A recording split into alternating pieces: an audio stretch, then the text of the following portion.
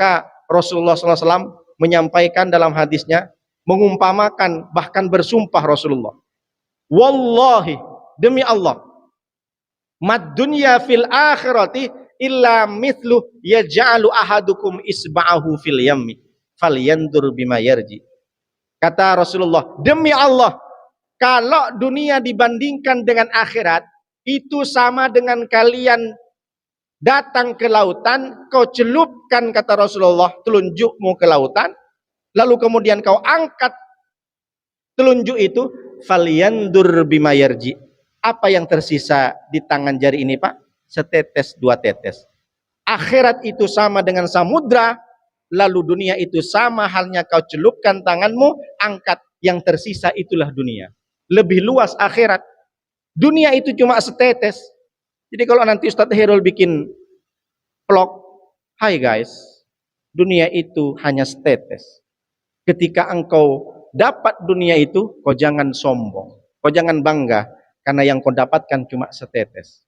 Tapi ketika engkau tak dapat dunia itu, gagal, tak menjadi orang kaya, banting tulang, peras keringat, tunggang langgang, tunggang pukang, kepala jadi kaki, kaki jadi kepala, tapi kau tetap tak kaya-kaya, kau jangan bersedih, kau jangan galau, apalagi sampai depresi, stres, karena yang kau tak dapatkan cuma setetes. Udah paham kan Pak maksudnya? Jadi dunia ini hanya setetes, kata Rasulullah. Setetes yang kita dapatkan. Kau punya kapling sampai ribuan hektar, kau punya kos-kosan sampai ratusan pintu, punya mobil banyak, itu hanya setetes, kata Rasulullah. Maka ketika orang yang beriman, yang faham dengan hadis ini, ketika dia melaksanakan sebuah ujian, tapi ujiannya gagal, dia tidak akan pernah sedih, dia akan tidak pernah galau. Dia nengok tetangga semakin kaya, dia tidak bersedih. Padahal aku yang paling kenceng kerjanya, siang malam berangkat subuh, pulang sampai jam 3 subuh juga, tapi aku nggak kaya-kaya. Aku tengok tetangga, dia goyang-goyang kaki, bisa pula dia kaya. Tak perlu bersedih, karena dunia yang mereka miliki hanya setetes, kata Rasulullah SAW.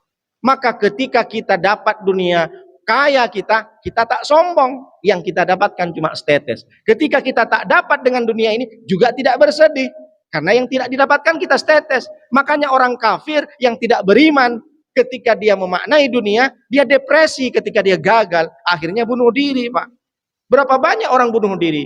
Tapi yang banyak sekarang bunuh diri, Pak Ustadz, orang beriman, hutang banyak, Pak Ustadz, kredit banyak. Mana enggak stres, Pak Ustadz?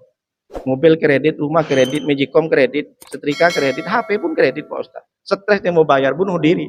Berarti dia menganggap dunia itu bukan cuma setetes. Padahal kalau dibanding akhirat, akhirat itu seluas samudra, dunia itu cuma setetes. Bahkan Rasulullah menyampaikan dalam hadis yang lain, apa kata Rasulullah? Laukana dunia, seandainya dunia, kata Rasulullah SAW, ta'dilu indallah, di sisi Allah, janaha ba'udatin, lebih berat daripada sayap nyamuk, masako kafiron sarobata ma'in.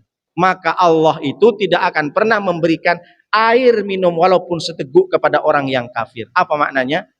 Begitu mudahnya Allah mengibaratkan, kata Rasulullah, dunia ini tidak lebih berat daripada sayap nyamuk.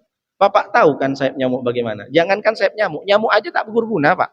Dunia ini menurut Allah, kata Rasulullah, seandainya dunia ini lebih berat daripada sayap nyamuk, maka Allah itu tidak akan memberikan rizki kepada orang yang kafir meskipun seteguk air. Apa maknanya?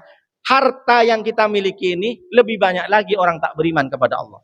Maka apa yang kita banggakan? Menurut Allah, dunia ini hina, dunia ini rendah.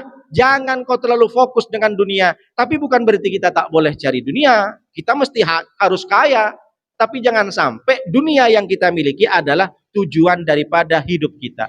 Wala tansa nasibaka minad dunya.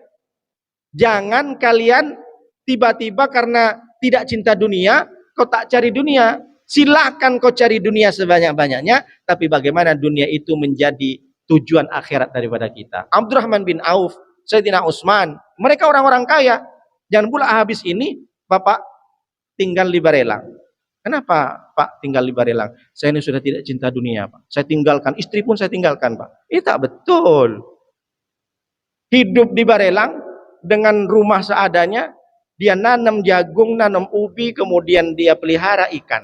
Setiap hari dia makan ubi, ambil ikannya itu yang sudah dipelihara dari awal, dimakan. Akhirnya tak ikut kajian subuh lagi. Ada Palestina, tak perlu itu dunia katanya. Tak betul pula ini. Bukan seperti itu.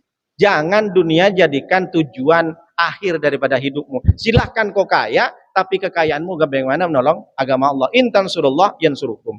Makanya bagaimana caranya? Kata Imam Ghazali, Abu Hamid Al-Ghazali, beliau mengatakan cara bagaimana kita tidak cinta dunia. Kenapa orang banyak cinta dunia? Alasannya yang pertama karena dia al-jahlu. Kenapa orang terlalu cinta kepada dunia? Karena dia, mohon maaf, al-jahlu, tidak tahu, bodoh dengan apa yang disampaikan oleh Rasulullah, tidak paham. Sehingga apa yang terjadi? Dia terlena dengan dunia, dia terjerumus. Bagaimana agaknya kalau nengok kita teh ini manis, tiba-tiba tercium oleh semut. Maka disamperinlah teh ini oleh semut. Dia menganggap semut ini bisa menghabiskan satu gelas. Ini rezeki ini katanya. Akhirnya semut itu datang ke gelas itu, masuk ke dalam. Mati apa tak mati? Dia anggap, pikirnya aku bisa menghabiskan teh manis ini. Akhirnya datanglah kawan-kawan yang lain semut itu datang. Dipanggillah kawan-kawan semut yang lain.